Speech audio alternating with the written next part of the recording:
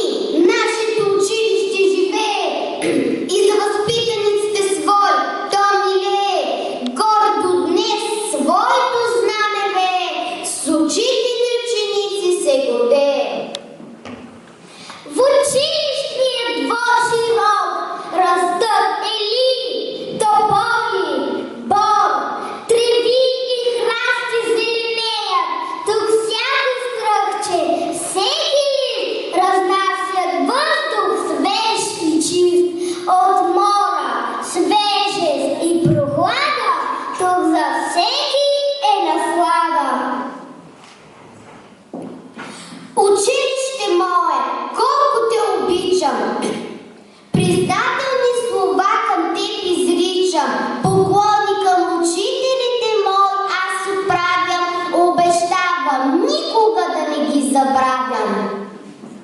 Учителят е буквичката първа, учителят е нашето начало, от първите черти и колелца.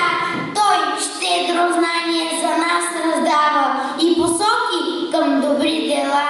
Учителят не мога да узная с какво и как ни толкова плени. Светът все по-голям за мене става и аз от всеки крал съм по-богат.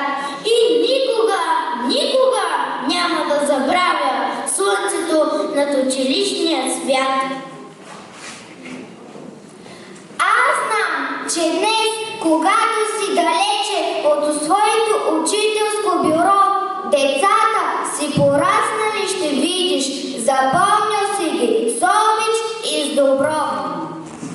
Ще пораснем, но вечно ще ви помним и добри и сърдечни с дневник в ръка. Между нас казано, не всичко в училище е забавление. Да си признаем честно, понякога с лошото си поведение ви учим на търпение, но вие винаги казвате, че във всяко дете е скрито едно малко и добро сърце.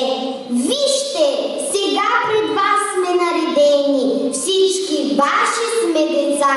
Простете за неволните ни грешки, то било е на шега.